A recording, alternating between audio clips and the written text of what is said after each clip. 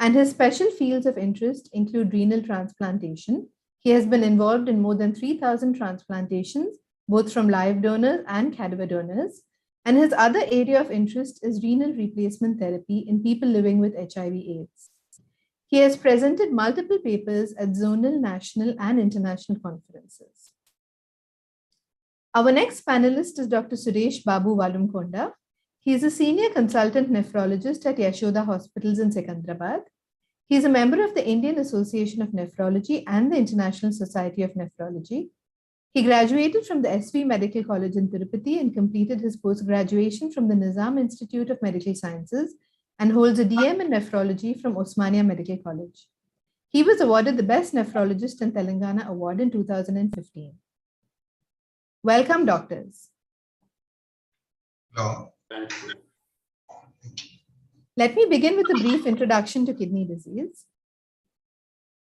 About 85 crore people across the world have some form of a kidney illness. Based on rough estimates, about 10 crore people in India have chronic kidney disease. Among those with kidney disease, about 3 lakh patients progress to end-stage kidney disease every year, which implies the requirement of either dialysis or a kidney transplant for these patients. To start off, I'm going to ask our doctors to give us a brief overview of chronic kidney disease.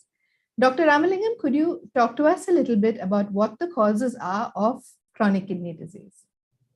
Yeah, Zubeda, if you ask me the common causes of chronic kidney disease in this country, the first will be still diabetes. Second probably will be high blood pressure. And third, a group of diseases called nephritis. And nephritis is damage to the kidney by a lot of immunological substances which are sort of produced because of infections or some other dietary habits. And so diabetes, high blood pressure, nephritis, and harmful drugs taken by us. These are some of the causes. One important cause not to be forgotten is stone disease and inherited diseases. So these are the important causes of kidney failure in India. Thank you, doctor. Apologies, Dr. Chandrasekharan, I omitted introducing you. Dr. Chandrasekharan Venkatraman is the Director and Senior Consultant at the Institute of Renal Sciences and Kidney Transplants at MGM Healthcare in Chennai. He is a nephrologist with 20 years of experience in treating various types of kidney diseases in both adults and children. He has vast experience in diagnosing genetic and non-genetic diseases and in both living donor and cadaver donor kidney transplants, and has multiple journal publications to his credit. Dr. Chandrasekharan, if you could explain to us the common signs and symptoms of kidney disease.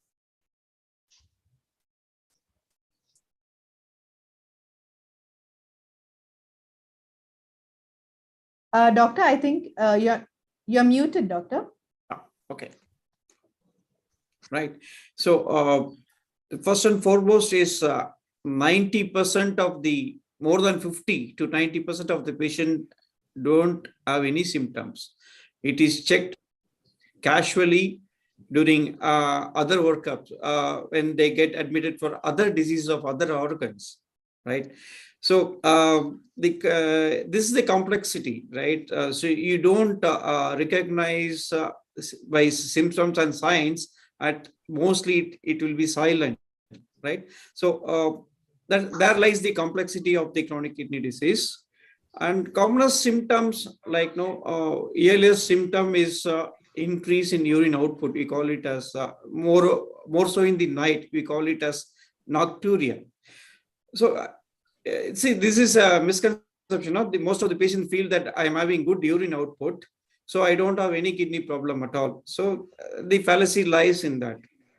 Okay, so one of the earliest symptoms of chronic kidney disease is increase in the urine output. Decrease in urine output occurs very late in the stage of the chronic kidney disease. Other symptoms may be, generalized weakness, tiredness, easy fatigability. Right? They feel weak even for minuscule work. Right? This is because of severe anemia, low hemoglobin they develop during the course of the disease. And they may have excessive vomiting, nausea, so aversion for food, sleeplessness, right? And breathlessness, that is breathing issues, so breathing problems.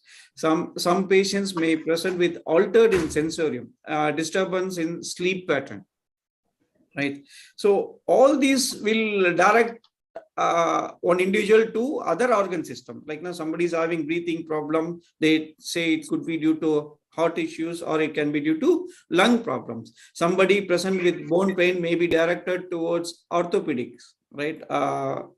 It's a bone doctor, right? So it is not specific. The symptoms are not specific for kidney, right? So, and signs, right? They may present with high blood pressures. They may have failure. They may late stage. They may have swelling, right? And very few patients may have a decrease in urine output. Right. Right. Thank Some you, may present Doctor. with seizure also. Fits. Okay. Right. Dr. Suresh Babu, could you explain to us how chronic kidney disease is diagnosed? Chronic kidney disease, as my colleague told, it is usually asymptomatic. So in such cases, we have to go with blood investigations and urine investigations. So before going to proper investigations, there is what is known as screening programs. So the screening programs usually two types. That is, one is a universal screening program, and the second one, the screening of the risk patients who are going to develop the chronic kidney disease.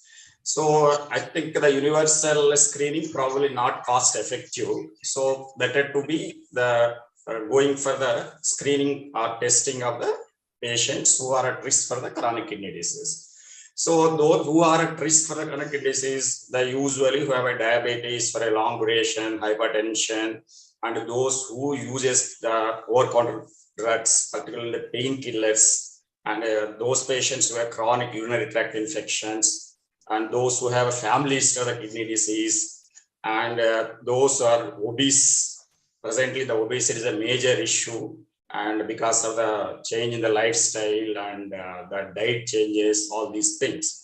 So what are the screening tests we can do, which are cost effective? Very simple test, urine test and one blood creatinine test. So urine to test for the protein. So the earliest marker for the kidney disease is the leak of protein from the kidneys. So we can go with the urine test for the protein.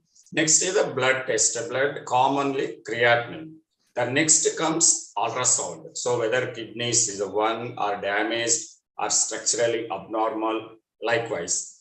The next is the test investigations to know the complications, because the kidney functions not only just elimination of toxins, but it has other functions like maintaining the hemoglobin and strengthening the bone, vitamins, and sometimes it also affects the heart and other organs also. These are the investigations to know the complication. Like that, we can investigate the patients who are CKD. Thank you, Doctor.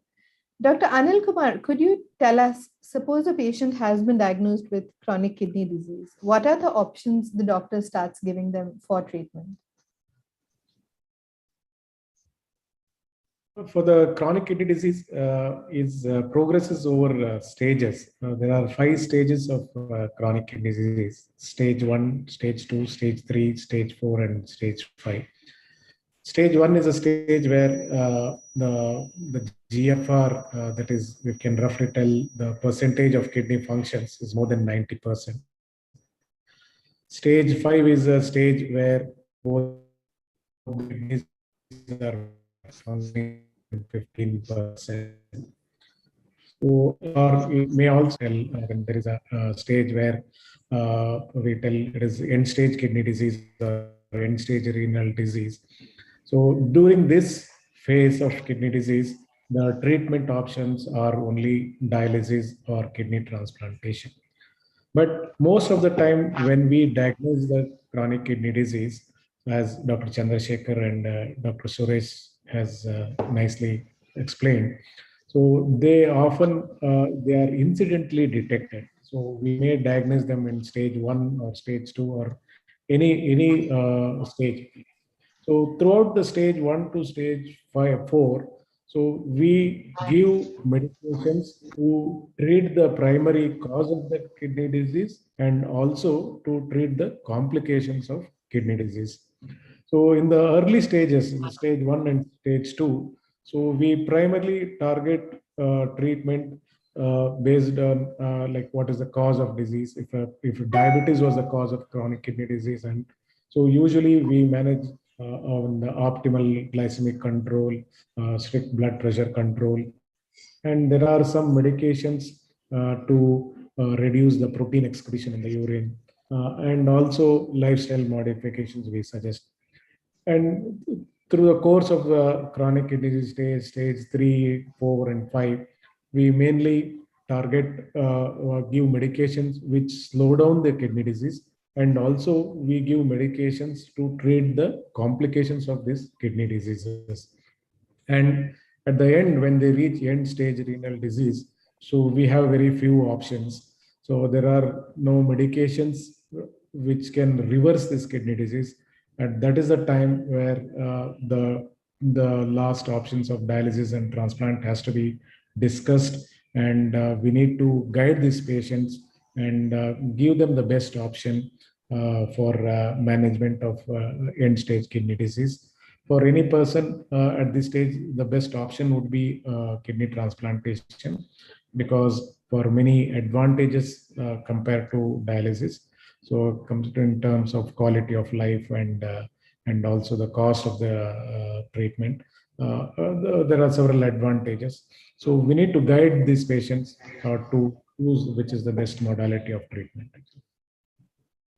Thank you, Doctor. Dr. Ramalingam, there's a question from our audience members, and I think this is a very common question, and that's the role of a person's diet in kidney disease. Zubeda, will you allow me to just summarize what has been said till now for the use of the audience? I will not take more than 30 seconds.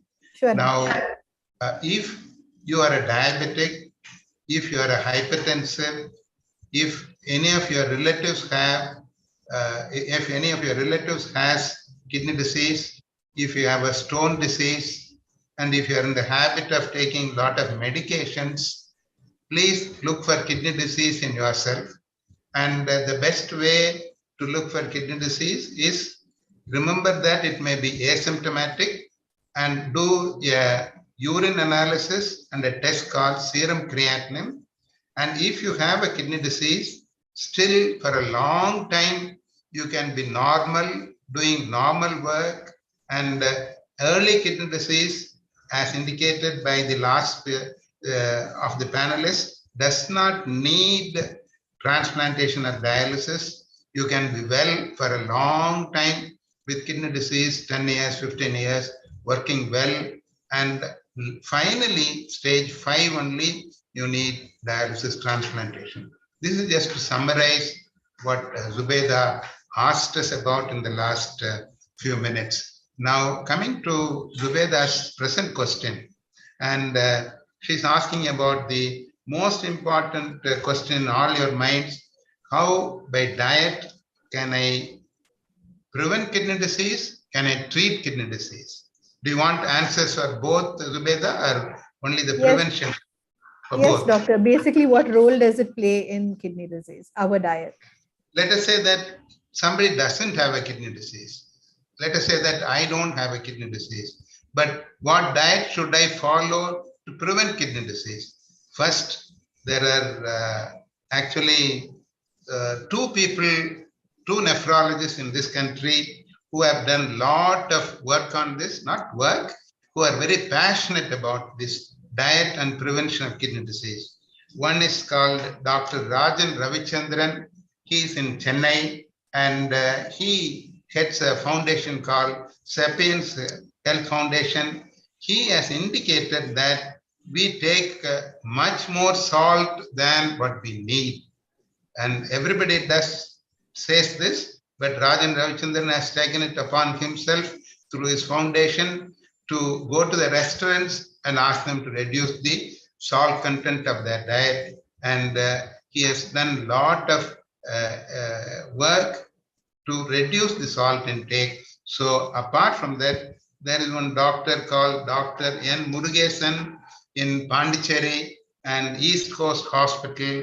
He's a nephrologist who believes that we are taking a wrong diet, strongly believes that our salt content is too much and our potassium content is too low. So this is an answer to my own sort of question. What is to be done to prevent kidney disease in a healthy person? Reduce salt intake and take more potassium.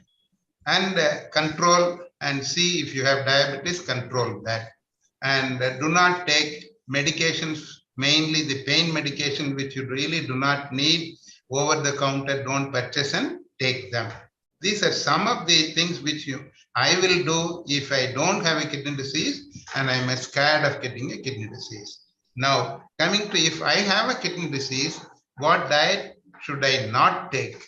And if I have a kidney disease with what is called kidney failure, and this is the stage 2, stage 3, stage 4, stage 5 of the kidney disease, when there is the urea and creatinine are elevated, I must be very careful in taking potassium containing food. The potassium containing food are fruit juices, tender coconut water, soups, chocolates, dried fruits, nuts. These are all containing lot of potassium, and salads.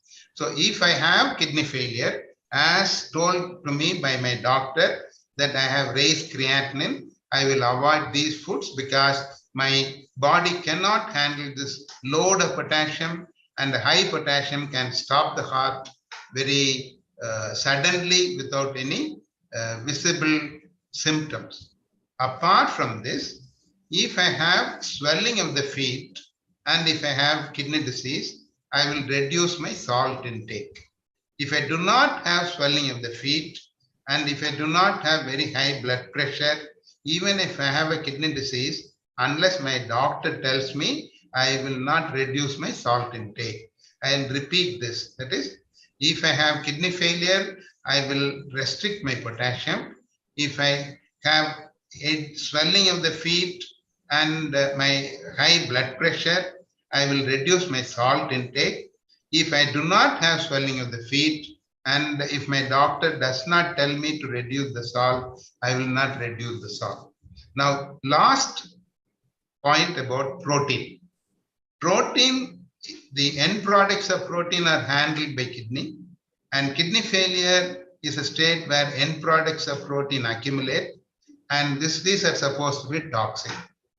But at the same time, we must take some first-class proteins like milk and egg, non-vegetarian food. So we must not totally abstain from protein because of kidney failure, but you do not take large protein containing meals too much.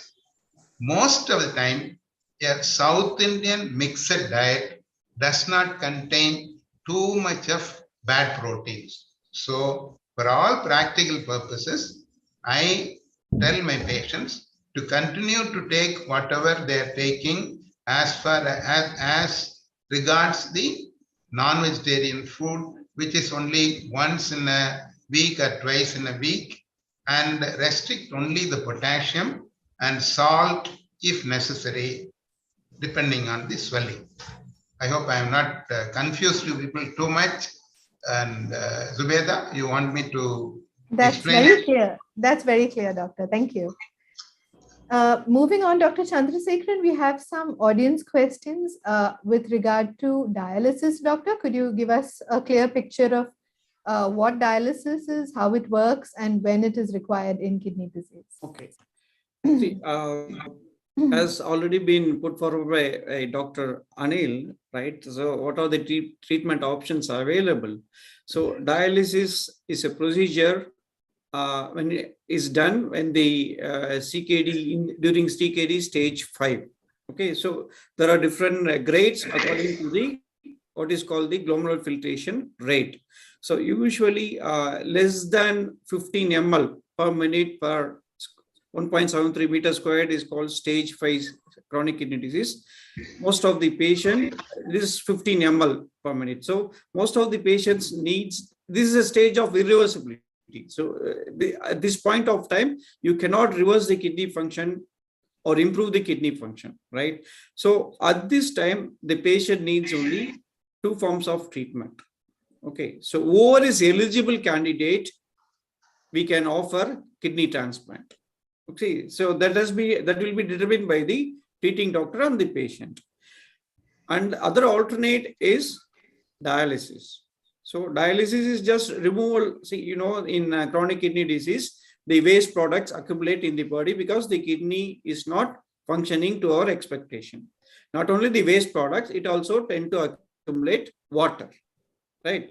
So in order to get the body to get rid of this water, excess water and excess solutes, right?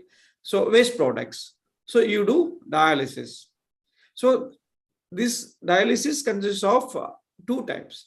One is hemodialysis, where we remove excess water and waste products from the blood with the help of external machine. It is called hemodialysis. So you take the blood out of the patient's body. You just it is done. The blood is done through an artificial kidney. You call it the artificial filter, and the filtered blood is returned to the patient. This is called hemodialysis. This is mostly done in the hospital setup. Nowadays, home hemodialysis also is on the rise in India. It is seen in the Western world and highly developed countries, but it is also on the rise even in India. So we set up the same dialysis facility, hemodialysis facility at home.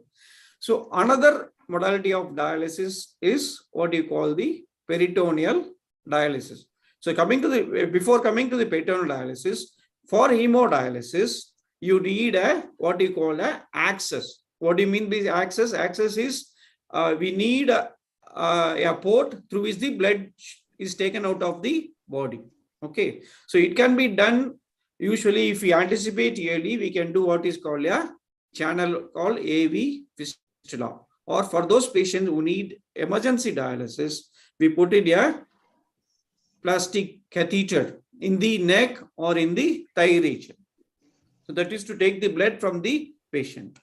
So coming to the peritoneal dialysis, this again, here hemodialysis, we take the blood out of the patient and pass it through an artificial filter.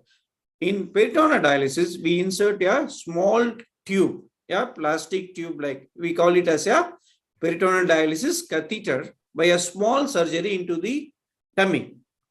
So and through the catheter, we infuse a sterile dialysate fluid.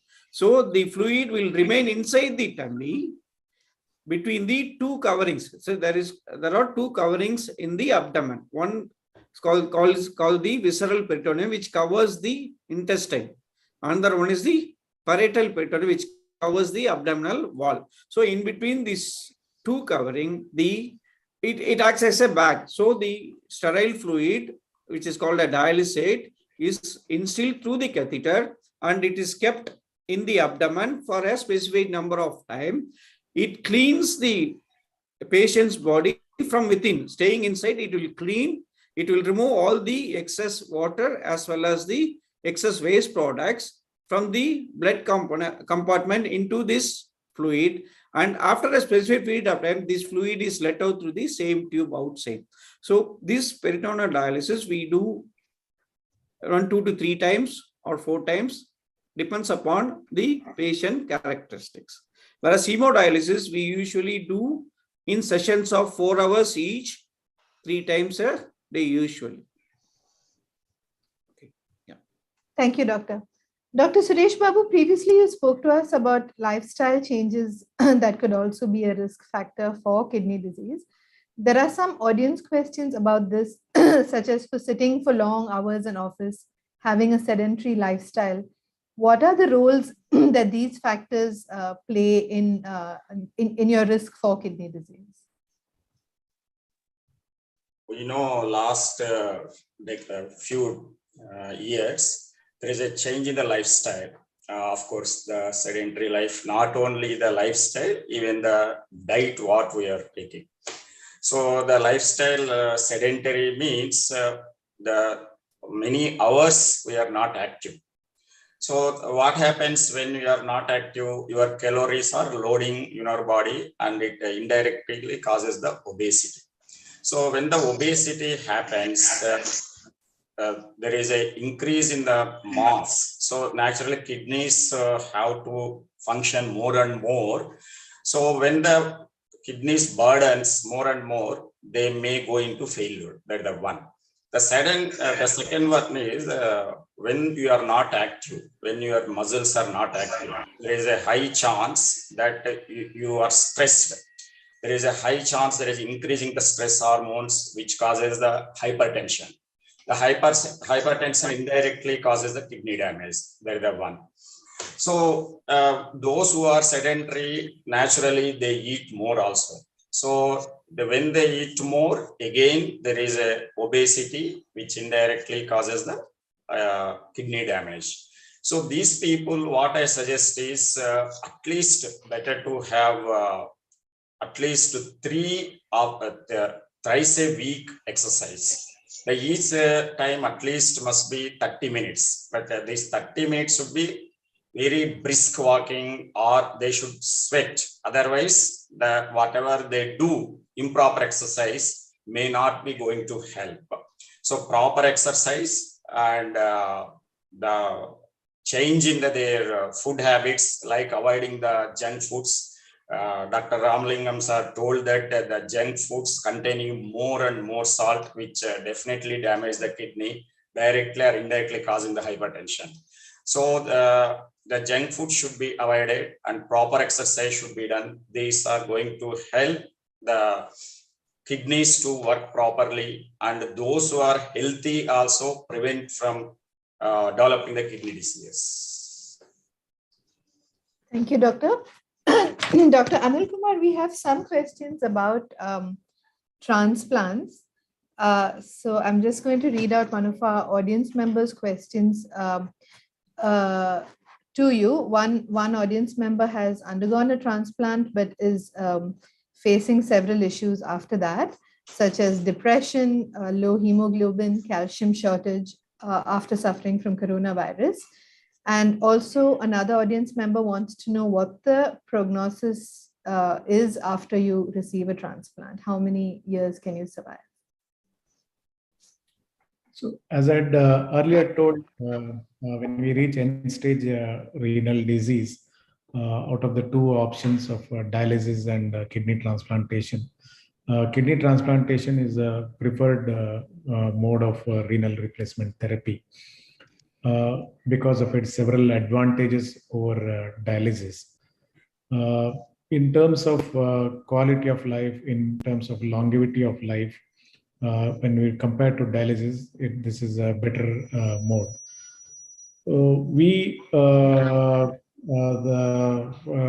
The long-term prognosis is based on how long a person survives after he undergoes a kidney transplant. How long his kidney survives and how the patient survives. So basically, the success of transplantation depends on how long the kidney survives. It means how long he is not on dialysis. He does not require coming back to dialysis. So we tell kidney survival or graft survival. So it depends on what is the who is the donor, whether it was a living donor transplantation or it was a deceased donor transplantation. Deceased donor, the other name we tell is cadaver transplantation. So in a living donor transplantation, so in general, person the kidney does well at least for an average period of around 12 to 15 years. It's not that after 12 to 15 years, all of them the kidneys fail and they're back on dialysis. This is an average time actually. Some people may survive, when the kidney may survive up to 20 years or 25 years. So in some even around 7 to 8 years it may.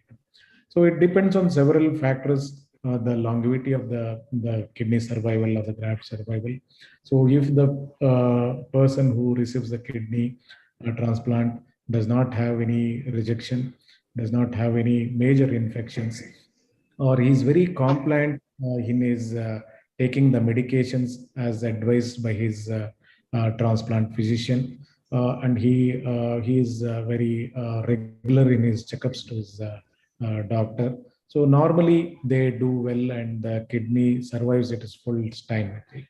So in case if there is any infection, major infections, in case there is a rejection, this thing, the kidney, the graft survival is cut shortened and they may develop early kidney failure. So coming to the first question, this particular viewer who had asked a question that she's facing depression, especially after the COVID infection, and there was also a drop in hemoglobin and as well as serum calcium. So in this pandemic, all of us had a tough time, especially the transplant patients and dialysis patients. For the transplant patients, it was very difficult. They could not meet their doctor at time. They could not come for a proper follow. And during the first pandemic, I still remember many of the patients even could not get the medications in time, and they missed the medications, which is very, very essential transplant patient, because if you don't take the immunosuppressive medications properly as advised by your physician, a transplant physician, so there is a high chances that they develop rejection and they have to come back to dialysis. So, and sometimes during the course of transplant, they may have complications like anemia. Anemia may be due to some of the opportunistic viral infections like parvovirus, cytomegaloviral infections, or it may be some because of the drug-related bleeding causes, gastrointestinal bleeding that may cause anemia, and because of the vitamin D deficiency, sometimes there may be low calcium as well. So these are several problems that we do encounter. The most common complications or noteworthy complications of in post-transplantation, or one should be aware, is rejection, which all the details your transplant physician may explain. We need to be aware of the infection and what are the risk factors to develop an infection, especially in an individual who's a diabetic, who is working outdoors, and who is a young individual who is not aware of the consequences, and who is over enthusiastic and very adventurous in this thing. So he need to be aware of all the risk factors to develop an infection, and what are the consequences if he's not compliant with the drugs or immunosuppressive medications as advised by a physician, because sometimes even a day or two missing the medications may be a very costly mistake, and he may end up in dialysis again, actually. Yeah. Thank you, Doctor. Dr. Ramalingam, there are multiple questions about the amount of water that one person must drink, how much water per day one person should drink. We are advised, one audience member is asking us that we are generally advised not to drink water after 10 p.m. as this could affect the kidneys. How do you advise those who are working on night shifts? And could drinking too much water also affect the kidneys? Could you clarify these points for us, Doctor? Whether will you allow me to give a few of my opinions on the earlier questions? I'll be very short. Sure, Doctor. Okay. Now, I just want to add to Dr. Chandrasekhar's observations, which were excellent on dialysis, that dialysis is not harmful. I would like you to tell your audience that properly done dialysis is not at all harmful to the patient. This is a wrong concept which has prevented a lot of people from benefiting by dialysis. Next. dialysis does not cure the basic kidney disease. Dialysis is not a treatment which will cure nephritis, which will cure diabetic nephropathy. Please pass this information on to your audience that do not expect dialysis patient to come out of kidney failure getting cured from the basic kidney disease. Dialysis replaces kidney function. Now, coming to the lifestyle modification, apart from what all was indicated by our the colleague panelist, the present generation and also by some lifestyle modifications, people have got addicted to drugs like heroin. Heroin has been a drug which started being used by people because of so many factors. One of them, lifestyle modification. Heroin has given rise to a kidney disease called heroin nephropathy. I'm sure the youngsters of today are using a lot of new drugs. Sometime or other in future, the nephrology community may come up with a drug-related kidney disease. Now, finally coming to the life after transplantation, if you have a matching donor and a matching donor for a recipient, matching in the sense, most of the times related donor, and it is usually a live related donor. Live related donor transplantation from a matching related donor, people live for a very long time. I have patients living for 30 years, 35 years. So it is an excellent form of second life. I would like your audience to remember this. Now, coming to your question on water, you drink water according to your thirst. That's all. That is the final set of suggestion I can give, but this has qualifications. This has set of added set of conditions. You drink more water if you have stone disease. If you do not have a stone disease, and if you do not have cancer in your bladder, which is very unlikely, stone is a very, not very common urological disease. If you do not have stone disease, there's no need for you to drink excess water. One of very popular Tamil dailies, till a few years back, was publishing every week in its front page, drink more water, make your kidneys healthy. This is a very, very wrong concept. Nobody has proven that by taking a lot of water, kidneys will become good. So no need for your audience to think of taking excess water than what the thirst asks them to do when they are healthy.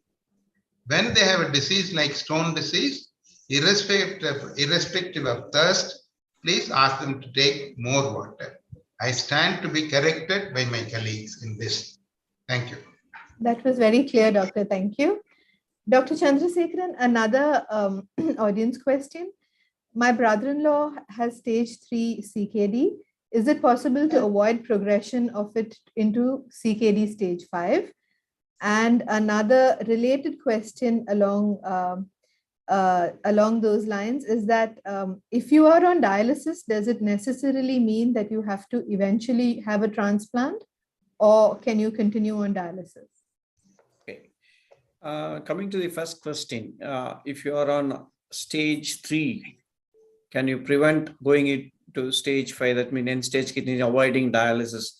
See, that is the basic idea of dividing CKD into different stages, right? So stage 3 is when the glomerular filtration rate is less than 60, right? So definitely there are different options. It's already been discussed before by our colleagues here. Yes, you can delay the progression by, suppose the patient is having diabetes or high blood pressure. So you address the primary issue of controlling diabetes, or controlling the blood pressure, right? So this high blood pressure or high diabetes, if it goes uncontrolled, it leads to progression of disease. Okay, so the primary inciting event has to be controlled. And there are also certain factors which can cause progression of the kidney disease. Like, if you eat a high protein diet. So protein is one of the factors which is implicated in the progression of kidney disease. So you tend to restrict protein in the diet. This will prevent further progression of kidney disease, right? And you modify the prescription. So for blood pressure control, you have to be on strict diet restriction, right? An amount of water that depends upon the volume status. That is how much water the patient is water excess or in water deficient. So that determines the amount of water intake.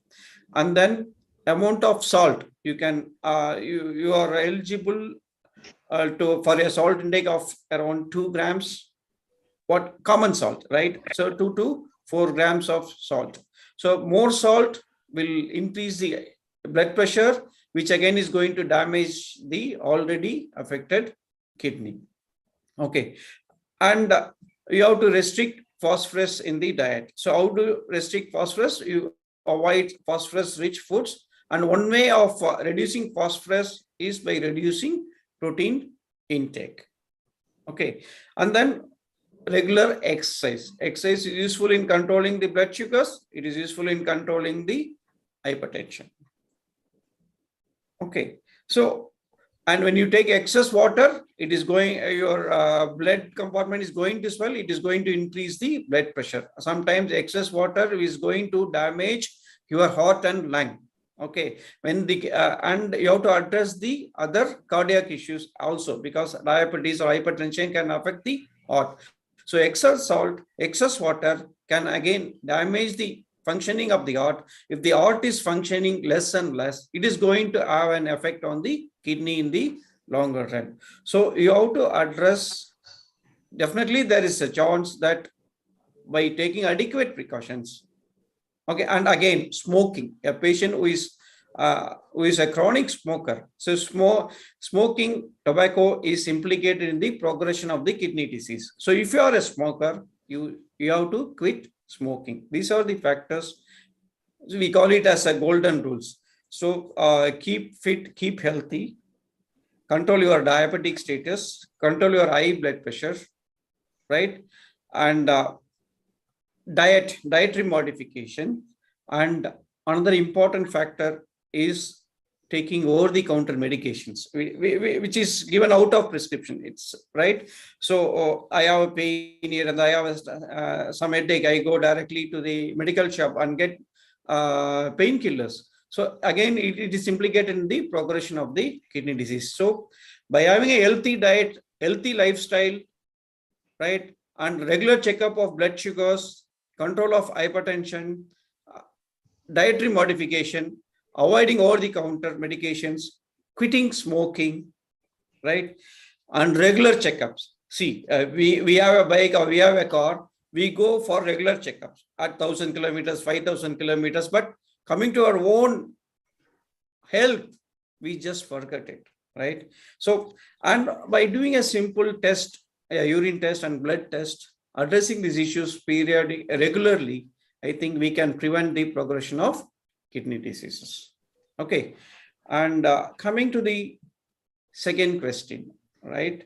As Dr. Ramling sir already told about dialysis. See, dialysis, kidney has got multiple functions. Okay, it is not only removing water in the form of urine and waste products. It also does other useful functions like it helps in control of blood pressure. It helps in strengthening of the bones, like that, right?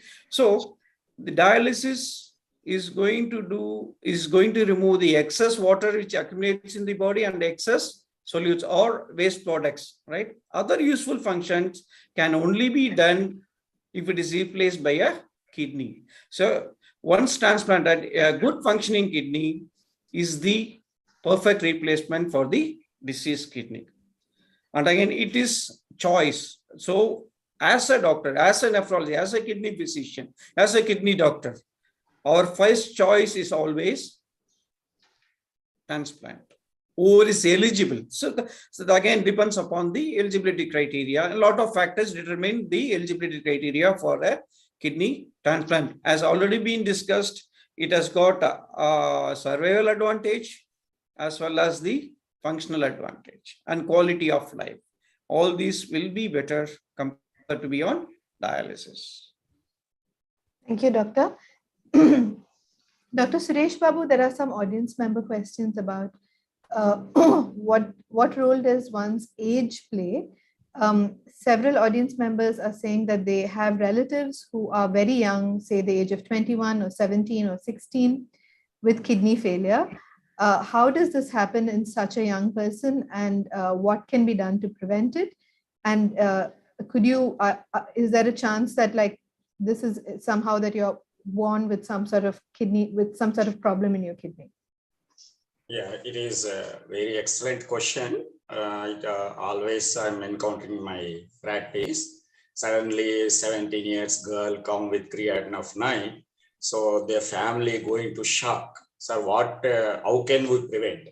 Of course, whatever happened in remaining family and other friends, how can you prevent it?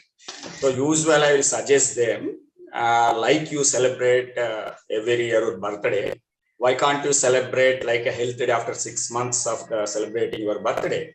Like getting small urine test and some blood test. Because kidney diseases can occur at any age.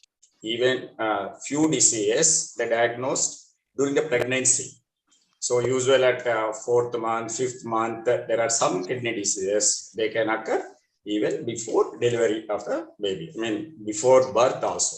So kidney diseases can occur at any age. There is no like a restriction of the age for occurring the kidney disease. Only what type of the disease is the matter. The cause of the kidney disease matter is different, but these kidney diseases can occur at any age.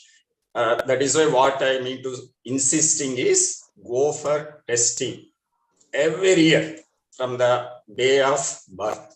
So that is usual I recommend to all my relatives, friends of my patients.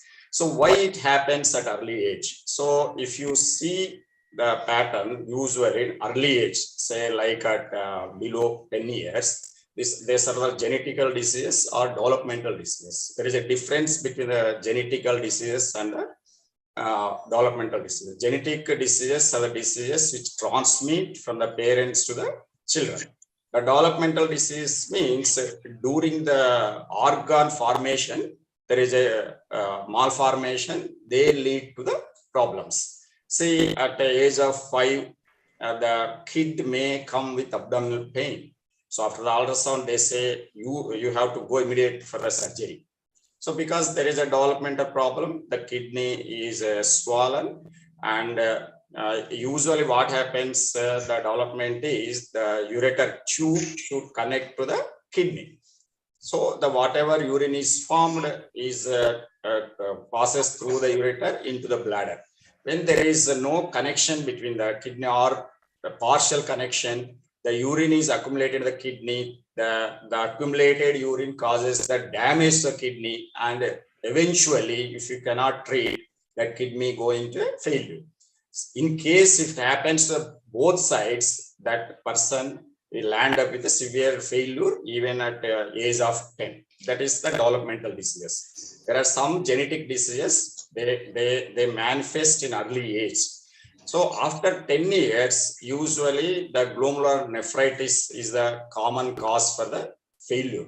So what happens, these diseases, early stage, or sometimes we ignore. What happens at age of 10, they may develop some little swelling. Usually they ignore. So after some time, the disease progresses, and by 15, 16 years, they end up with severe disease. By that, the disease manifests in form of swelling, vomiting, almost all neurological diseases. I insist on screening of all the people you start from day one. That is my personal, of course, it is not recommended because not cost effective, but the way I am seeing young patients, they go into shock, their family members crying. So I suggest all these people to go for screening. You celebrate like a birthday celebration, always go for a health checkup, all en masse family once in a year. So if you do that, we can definitely to some extent diagnose early. If you diagnose early, we can at least slow down the progress of the disease. We can delay the stage of dialysis or transplantation. Thank you, Doctor. Dr. Anil Kumar, I think this might have to be our last question. We seem to be running out of time. One audience member's question, Doctor, is that what happens when you're not a suitable candidate for transplant? And does being on dialysis long-term affect your health? Yeah, the first question, what happens if you're not suitable for kidney transplantation? So over the years, what we have seen, there are very few contraindications where you can't do a transplantation.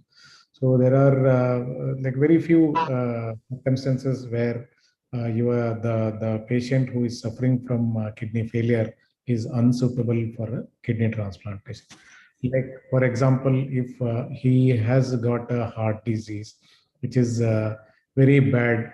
So he has underwent a bypass surgery or a angioplasty, and his heart is pumped very poorly, and easily he's becoming symptomatic. So these are the conditions where the doctor may tell it is not worthwhile going the transplant. If there is a means high risk that during the period of transplantation there may be a risk to his life. In other circumstances where there is some infections, multiple infections, or he may be too old, or he is very fragile to sustain the immunosuppressive surgery or immunosuppressive medication. So these are the circumstances where it is not possible for a transplant for a medical reason. There may be several other reasons where we can't do transplantation.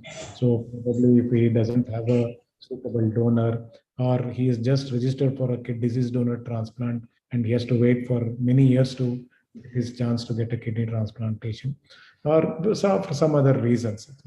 So the next continuation of the question is, so if he does not have an option to undergo an immediate kidney transplantation, so how long he can sustain on dialysis.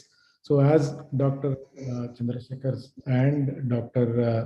Ramalingam sir has nicely put up, so if a person he's getting a good adequate dialysis, so he can do well for a long time actually. So in the earlier periods in developing countries, even in India, so the 5-year survival in dialysis was only 10% actually. Mean to tell, after 5 years, if 100 people are on dialysis, only 10% would be 10 people would be surviving. But that is not the case now actually. So with the improvement in the quality of water we use for dialysis, in the improvement in the dialysis machines, so the improvement in the safety measures in dialysis, so one can do very well on dialysis, and with a good adequate dialysis, with the 3 times a week dialysis, so they can survive for a very long time, and they can have a good quality of life. It is some of the factors may be a hurdle, like if they have got a poor vascular access for dialysis, or if they are a diabetic and they have a recurrent infections during dialysis. This may be some of the. Otherwise, the people should do well with the good quality dialysis.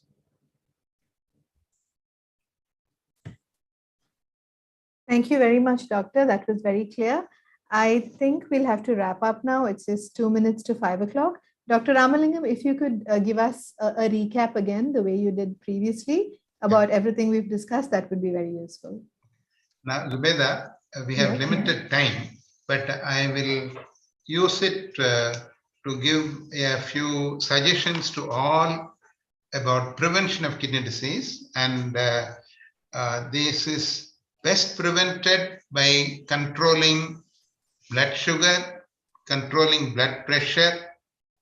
And these two things, controlling blood sugar and blood pressure, very excellent work, pioneering work has been done by my teacher and guru, Dr. M.K. Mani, among poor people by a trust called Kidney Health Trust.